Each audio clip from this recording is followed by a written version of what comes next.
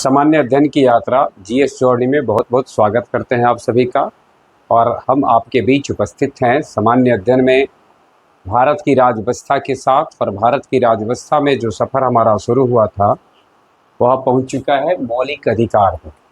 मौलिक अधिकार संविधान के भाग 3 में अनुच्छेद 12 से 35 में उल्लेखित हैं।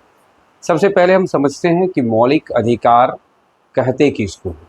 अधिकार शब्द का अर्थ होता है जो आपके अधीन होता है, जो आप जिस पर आपका कह सकते हैं, जिस पर आपके नियंत्रण होता है, आपके अधीन हो। अब मौलिक अधिकार कहते हैं जो किसी व्यक्ति के बौद्धिक, नैतिक और आध्यात्मिक उन्नति के लिए जो आवश्यक है, यानी वैसे अधिकार जो किसी व्यक्ति के बौद्धिक, नैतिक और आध्यात्मिक विकास के लिए आवश्यक है, जिसके बिना व्यक्ति का सर्वांगीण विकास अवरुद्ध हो जाता है, उसको कहते हैं मौलिक अधिकार, जो हर किसी व्यक्ति को मिलना चाहिए। तो भारत के संविधान ने सब व्यक्ति का विकास हो, इसके लिए संविधान ने मौलिक अधिकारों का उल्लेख किया है और मौलिक अधिकार नागरिकों को प्रदान किया है। और संविधान के द्वारा जो प्रदत्त मौलिक अधिकार है उसमें राज्य भी हस्तक्षेप नहीं कर सकता है। अब अधिकार को ऐसे अगर हमको देखा जाए तो सामान्यतः कई वर्गों में बांट सकते हैं। मौलिक अधिकार, सामान्य अधिकार, वैधिक अधिकार, विशेषाधिकार, लेकिन अभी हम जिक्र कर रहे हैं मौलिक अधिकार का। अधिकार शब्द का सबसे पहले जब उल्लेख होता है तो 1215 ईस्वी में, यानी आधुनिक दौर की अगर बात की जाएगी तो 1215 ईस्वी में इंग्लैंड के सम्राट उस समय तो होते थे सम्राट जॉन होते थे। यानी इंग्लैंड के सम्राट जॉन ने अपने नागरिकों को कुछ लिखित रूप से कुछ अधिकार, उनके पास मांग पत्र आए थे, उन मांग पत्रों में से उन्होंने कुछ को स्वीकृत किया और अपने नागरिकों को अधिकार दिया। तो नागरिकों को जो उन्होंने अधिकार दिया उसको एक प्रकार से कहा जाता है अधिकार पत्र कहा जाता है, और उसका नाम पड़ा मैग्ना कार्टा। मैग्ना कार्टा यानी कह सकते हैं महाअधिकार पत्र। मैग्ना कार्टा ये महान अधिकार पत्र था। इसका उल्लेख यानी सम्राट जॉन के समय 1215 ईस्वी में हुआ। और उसके बाद जब कभी भी किसी को या कहीं भी अगर बड़ा अधिकार किसी क्षेत्र में दिया जाता है तो एक प्रचलन, एक शब्द आ गया कि मैग्ना कार्टा ही उसे कहा जाने लगा। तो भारत के संविधान के भाग 3 में अनुच्छेद 12 से 35 के बीच में नागरिकों को जो अधिकार दिया गया, इसलिए इस भाग को भारत का मैग्ना कार्टा भी कहते हैं। ध्यान में रखना है कि अगर आपसे ये पूछा जाए कि भारतीय संविधान का मैग्ना कार्टा किस भाग को कहते हैं तो आप कह सकते हैं भारत संविधान का भाग 3, जिसमें अनुच्छेद 12 से 35 हैं। और 12 से 35 में पहले मौलिक अधिकार की परिभाषा दी गई, फिर मौलिक अधिकारों का उल्लेख किया गया। तो ध्यान में रखना है हमको कि मौलिक अधिकार सबके लिए अनिवार्य है। और संविधान के भाग 3 में शुरुआत में 7 मौलिक अधिकार दिए गए थे। यानी शुरुआत में कितने मौलिक अधिकार थे? 7 थे। लेकिन 44वां संविधान संशोधन 1978 ईस्वी में, संविधान संशोधन 1978 में के द्वारा 44वां संविधान संशोधन 1978 जो मोरारजी देसाई की सरकार बनी, तो उस यानी जनता पार्टी की सरकार बनी, मोरारजी देसाई के नेतृत्व में बनी, तो उनकी सरकार ने संपत्ति के अधिकार को मौलिक अधिकार की श्रेणी से हटाकर उसे विधिक अधिकार, कानूनी अधिकार बना दिया। कानूनी अधिकार बना करके और उसे आर्टिकल 300 क में 300 के क में संपत्ति का अधिकार।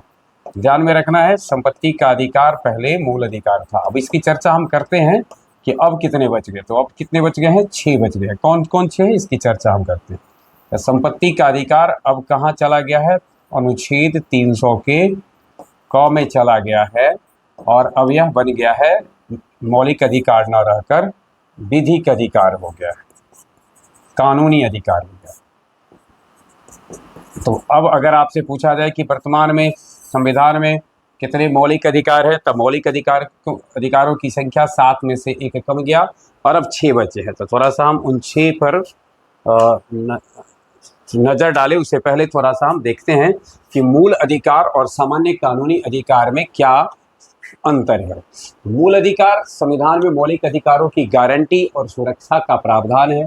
मूल अधिकार कार्यपालिका और विधायिका दोनों से सुरक्षा प्रदान करते हैं, अर्थात कार्यपालिका या विधायिका कोई भी नागरिक को का शोषण अगर उसके द्वारा भी किया जा रहा है तो आप उच्चतम न्यायालय या उच्च न्यायालय के शरण में जा सकते हैं। लिखा हुआ कि मूल अधिकारों के उल्लंघन पर आप कहाँ जा सकते हैं, उच्चतम न्यायालय और उच्च न्यायालय के शरण में जा सकते हैं। और मूल अधिकार में अगर किसी भी प्रकार का परिवर्तन करना है तो सीधे संविधान में संशोधन करना पड़ेगा। आप कोई कानून बना करके आप इसे परिवर्तन इसमें नहीं ला सकते हैं। तो ध्यान में रखना है, मूल अधिकार संविधान इसकी सुरक्षा की गारंटी देता है, इसमें कोई भी परिवर्तन लाने के लिए संविधान में संशोधन करना होता है।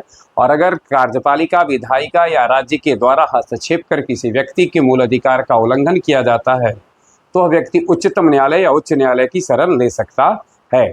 सामान्य कानूनी अधिकार, इस सामान्य कानूनी अधिकारों की सुरक्षा और लागू करने के लिए साधारण कानून बनाए जाते हैं। सामान्य अधिकार केवल कार्यपालिका से सुरक्षा प्रदान करते हैं, विधायिका से नहीं। संसद कानून बनाकर इन अधिकारों में परिवर्तन ला सकती है। सामान्य कानूनी अधिकारों का उल्लंघन होने पर आप न्यायिक प्रक्रिया का सहारा ले सकते हैं। अगर कोई अधिकार आपको लगता है जो मुझे मिलना चाहिए था और अगर आपको नहीं मिला है तो आप कानून का सहारा ले सकते हैं। अब थोड़ा हम नज़र डालते हैं जो संविधान में वर्णित अभी जो वर्तमान में 6 मूल अधिकार हैं उस पर। तो संविधान में वर्णित जो मूल अधिकार है उसमें से समता का अधिकार, स्वतंत्रता का अधिकार, शोषण के विरुद्ध अधिकार, धर्म की स्वतंत्रता का अधिकार, संस्कृति एवं शिक्षा का अधिकार और संवैधानिक उपचारों का अधिकार। यानी समता का अधिकार जिसका उल्लेख अनुच्छेद 14 से 18, समता मतलब बराबरी, यानी कोई ऊंच नीच भेदभाव नहीं है। तो थोड़ा सा हम उल्लेख करेंगे इसका क्या है। और स्वतंत्रता मतलब आपके ऊपर बहुत दबाव नहीं। लेकिन एक बात हमेशा ध्यान में रखिएगा कि स्वतंत्रता शब्द का उल्लेख का अर्थ यह कभी नहीं होता है कि आप किसी दायरे में नहीं, आपको संविधान में जो अधिकार मिले हैं तो उसको भी किसी दायरे में रहकर ही आप उसका पालन कर सकते हैं। स्वतंत्रता का अभिप्राय स्वच्छंदता नहीं होता है। और संविधान ने स्वतंत्रता का अधिकार दिया है, स्वच्छंदता का नहीं दिया है। इसका उल्लेख 19 से 22 के बीच में है।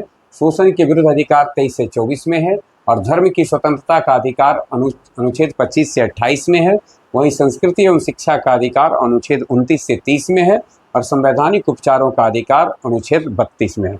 हम एक नज़र इस बारी बारी से ये जो अनुच्छेद हैं जिसमें कि इसका उल्लेख किया गया है तो किस किस प्रकार की स्वतंत्रता का उल्लेख है, किस किस प्रकार का अधिकार का उल्लेख है, इसको हम बारी बारी से देखते हैं। तो सबसे पहले हम नज़र डालते हैं समता का अधिकार।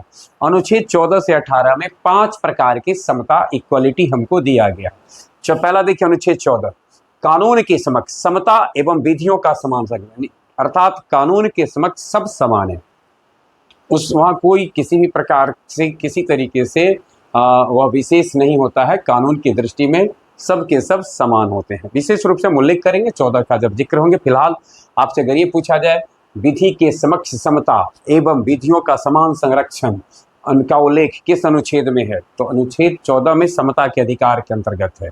15 कहता है धर्म, मूलवंश, लिंग, जन्म स्थान के आधार पर किसी भी प्रकार का विभेद नहीं किया जाना चाहिए, उस पर प्रतिषेध करता है, रोकता है। अर्थात अनुच्छेद 14 के द्वारा धर्म, मूलवंश, लिंग और जन्म स्थान के आधार पर भेद को समाप्त कर दिया गया है। अगर आपसे पूछा जाए कि किस अनुच्छेद के द्वारा धर्म, मूलवंश, लिंग और जन्म स्थान के आधार पर विभेद को समाप्त किया गया है तो आपका उत्तर होगा अनुच्छेद 15। वहीं अनुच्छेद 16 लोक नियोजन के विषय में अवसर की समता, बारी बारी से इसका उल्लेख हम विस्तार पूर्वक करेंगे। फिलहाल ध्यान समझना है कि किसी भी प्रकार का अगर लोक नियोजन सरकारी सेवाओं में अगर हो रहा है तो सबको अवसर की समता प्रदान किया जाएगा। वही 17 कहता है अस्पृश्यता का अंत, छुआछूत जो भारत में था उसका अंत कर देता है, अस्पृश्यता का अंत करता है और उसका आचरण निषिद्ध करता है।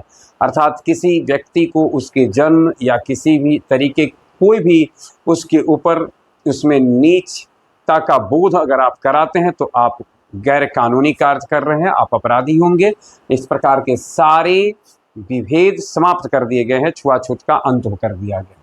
उपाधियों का अंत, पहले समाज में कई प्रकार की उपाधियां थी, राय साहब, चौधरी साहब, फलाना साहब, इस तरह की उपाधियां थी, जिससे कि समाज में एक विभेद पैदा होता था। उपाधि से ही स्पष्ट हो जाता था कि कोई खास वर्ग का है, और इन उपाधियों को जो समाज में विभेद पैदा करने वाला हो उसको संवैधानिक रूप से समाप्त कर दिया गया है।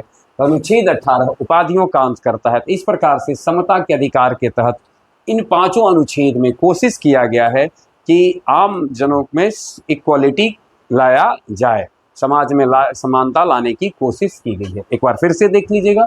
14 विधि के समक्ष समता, 15 धर्म, मूल, वंश, लिंग, जन्मस्थान आदि के आधार पर विभेद समाप्त, 16 लोक नियोजन में समता, 17 अस्पृश्यता का अंत और 18 उपाधियों का अंत। स्वतंत्रता का अधिकार दूसरा अधिकार है मूल अधिकार में, और इसका उल्लेख अनुच्छेद 19 से 22 के बीच में है। कुछ दशाओं में गिरफ्तारी 19 में देखिए 6 अधिकारों की सुरक्षा प्रदान करता है अनुच्छेद 19। कौन कौन सी स्वतंत्रता है? 6 अधिकार कौन कौन से हैं? आपके वाक एवं अभिव्यक्ति यानी बोलने की, लिखने की, इसी तरह की ये स्वतंत्रता आपको मिली। लेकिन एक बार फिर से ध्यान में रखना, बोलने की स्वतंत्रता है तो आप कुछ भी नहीं बोल सकते, अर्थात अपने दायरे में, अपनी सीमा में, अपनी मर्यादा में में रहकर ही बोल सकते हैं। सम्मेलन करने की स्वतंत्रता है, यूनियन बनाने की, संघ बनाने की, कोई संगठन बनाने की स्वतंत्रता आपको है। संचरण यानी एक स्थान से दूसरे स्थान तक आप अगर चाहें तो जा सकते हैं। निवास कहीं भी घर बना सकते हैं। और वृत्ति अपनी जीवन जीने के लिए कोई भी पेशा को आप अपना सकते हैं। अनुच्छेद 20 अपराधों के लिए दोष सिद्धि के संबंध में संरक्षण, यानी अगर आपको अपराधी किसी भी प्रकार का आपको आरोप लगता है तो आपको संविधान में अधिकार दिए गए हैं कि आप अपनी ओर से सफाई पेश कर सकते हैं। वहीं 21 है प्राण एवं दैहिक स्वतंत्रता का संरक्षण। वहीं बाद में चलकर संविधान में संशोधन करके 21 का क जोड़ा गया है, जिसमें 6 वर्ष से 14 वर्ष के आयु के बच्चों की शिक्षा को अनिवार्य कर दिया गया, यानी जो प्रारंभिक शिक्षा है उसको अनिवार्य किया गया है। तो प्रारंभिक शिक्षा का अधिकार 6 वर्ष से 14 वर्ष के बच्चों को मिलना चाहिए। और 21 का क यानी यह बाद में संशोधन करके जोड़ा गया है, इसका उल्लेख हम लोग बाद में करेंगे। वही अनुच्छेद 22 कहता है कुछ दशाओं में गिरफ्तारी और निरोध से संरक्षण, यानी किसी के ऊपर अगर आरोप भी है तो कुछ विशेष स्थिति है तो उसकी गिरफ्तारी नहीं की जा सकती है। अब उन विशेष कौन सी विशेष स्थितियां हैं इसका चर्चा हम लोग जब बारी बारी से अनुच्छेद को पढ़ेंगे तब इसका जिक्र करेंगे। फिलहाल स्वतंत्रता का अधिकार आपसे पूछा जाए कि कितने अनुच्छेदों में स्वतंत्रता के अधिकार का उल्लेख है, तो 4 अनुच्छेद हैं, 19 से 22। कोशिश किया गया है यही चतुर्भुज देखकर एक फिगर आपको पता चले। स्वतंत्रता का अधिकार 4 में है, 19, 20, 21, 22। और अब अगला अधिकार है हमारा शोषण के विरुद्ध अधिकार। इसी तरीके का शोषण यदि है तो आपको जो अधिकार है अनुच्छेद 23 और अनुच्छेद 24 के तहत, अनुच्छेद 23 में दिया गया है आप किसी से बलात् श्रम नहीं करा सकते, बलात् श्रम का प्रतिषेध कर दिया गया। अगर उस व्यक्ति की इच्छा नहीं है तो आप उसे जबरदस्ती श्रम नहीं करा सकते हैं। और अनुच्छेद 24 में किया गया है कि किसी ऐसे कार्य में जहां काफ़ी कठोर परिश्रम करना पड़ता है, जोखिम ज़्यादा है, उसमें किसी बच्चों को यानी 14 वर्ष से कम आयु के बच्चों का नियोजन प्रतिषेध है। ये है अनुच्छेद 24। अनुच्छेद 23 बलात् श्रम नहीं करा सकते हैं। तो इस प्रकार से शोषण के विरुद्ध अधिकार का उल्लेख है अनुच्छेद 23 से 24 के बीच में। वही है अगला अधिकार है धर्म की स्वतंत्रता का अधिकार। धर्म की स्वतंत्रता का अधिकार का उल्लेख अनुच्छेद 25 से 28 में है। 25 कहता है कि आपका जो अंतःकरण कहता है, अंतःकरण जो स्वीकारता है, धर्म को अबाध रूप से मानिए, जिसको स्वीकारता है उसको मानिए, उसका आचरण करिए और उसका प्रचार करिए। आप जिस धर्म को स्वीकारते हैं उसका प्रचार करने, उसको मानने का अधिकार आपको मिला है। वहीं 26 कहता है धार्मिक कार्यों के प्रबंध की स्वतंत्रता। अब आप अपने घर पर चाहे अपने आस पड़ोस में चाहे तो पूजा पाठ आप जो करते हैं इसकी स्वतंत्रता आपको है। 27 कहता है किसी धर्म की अभिवृद्धि के लिए करों के संदाय के बारे में स्वतंत्रता, यानी आप स्वतंत्र हैं, आप कर चाहें तो दे सकते हैं, चाहे तो नहीं दे सकते हैं। कोई बाध्य होकर किसी पूजा उत्सव या किसी में आपसे जबरन कर नहीं ले सकता है, जबरन चंदा वसूली नहीं कर सकता, अपनी स्वतंत्रता से आप उसे दे सकते हैं। वही 28 है शिक्षा संस्थाओं में धार्मिक शिक्षा या धार्मिक उपासना में अगर कोई ऐसी शिक्षण संस्था है जिसमें धार्मिक शिक्षा दी जा रही हो या कोई धार्मिक उपासना का कार्य हो रहा हो, तो अनिवार्यतः आप किसी को नहीं कहेंगे कि आपको हर परिस्थिति में उसमें भाग लेना ही लेना है। यह उसकी उपस्थित हो या ना हो, यह उसकी स्वतंत्रता पर निर्भर करता है। आप उसे जबरन नहीं कहेंगे कि ऐसे स्थिति में आप भाग लेना ही लेना आपको है। चलिए, और अगला है हमारा संवैधानिक उपचार का अधिकार। संवैधानिक उपचारों का अधिकार काफ़ी महत्वपूर्ण है। इसमें मूल अधिकारों को प्रवर्तित कराने के लिए व्यक्ति उच्चतम न्यायालय का शरण ले सकता है, और उच्चतम न्यायालय में जो न्यायिक याचिकाएं हैं, जुडिशियल रिट्स, बारी बारी से हम लोग इसका वर्णन करेंगे। लेकिन अभी फिलहाल हम यह देखते हैं कि अगर आपसे पूछा जाए कि न्यायिक याचिकाएं, जुडिशियल रिट्स कितने हैं, तो उत्तर देना है 5। कौन कौन है? इसका जो मूल नाम है वो लैटिन नाम है, और इसकी देखेंगे हिंदी में दिया गया बंदी प्रत्यक्षीकरण, हैवियस कर्पस, परमादेश मैंडामस, अधिकार परीक्षा क्यू वारंटो, प्रतिषेध प्रोहिबिशन, और उत्प्रेषण सर्सियरी। इस प्रकार से ये न्यायिक याचिकाएं हैं। और संवैधानिक उपचारों के अधिकार अनुच्छेद 32 के संदर्भ में संविधान निर्माता, संविधान के कर्ता धर्ता डॉक्टर भीमराव अंबेडकर ने उसे कहा कि इसके बिना तो मानव की संविधान कुछ रहता ही नहीं, संविधान प्राणहीन होता। यह संविधान की आत्मा और हृदय है। तो सवाल ये भी पूछे जाते हैं कि डॉक्टर भीमराव अंबेडकर ने किस आर्टिकल को संविधान की आत्मा या हृदय कहा है? तो उत्तर हमें ध्यान में रखना है अनुच्छेद 32 में। देखिए, भारत के संविधान में 2 शब्द आते हैं, लिखे गए हैं। एक है सिटीजन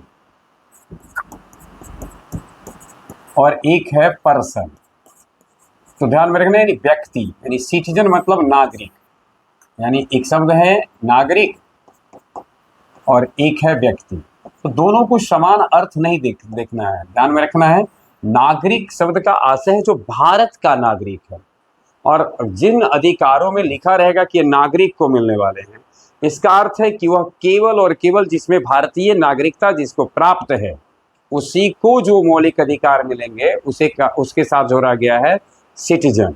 और व्यक्ति यानी भारत में जो कोई विदेशी भी आए हैं, घूमने के लिए आए हैं, या फिर रह रहे हों भारत में, जो अपना व्यवसाय चला रहे हो, या भारत में उनकी किसी कारण से भी भारत में आना हुआ है, तो उनको भी जो मूल अधिकार दिए जाएंगे वो अधिकार कॉमन कहलाते हैं। उनको व्यक्ति का इस्तेमाल यानी पर्सन के लिए जब होगा तो आप समझ जाइएगा कि ये अधिकार सबके लिए, और सिटीजन के लिए है तो समझ जाइएगा कि यह अधिकार केवल और केवल भारतीयों के लिए। एक नज़र हम डालते हैं सभी व्यक्तियों के लिए, व्यक्ति शब्द वहाँ पर है, तो सभी व्यक्तियों के लिए जो मूल अधिकार है उसमें 14, 20, 21, 21 का 22, 23, 24, 25 से 28 है। वहीं केवल भारतीय नागरिकों के लिए जो प्राप्त है तो अनुच्छेद 15, 16, 19, 29, 30 ये जो दिखाई दे रहा है ये केवल भारतीय नागरिकों को प्राप्त है, और ये जो देख रहे हैं ये व्यक्तियों को प्राप्त है।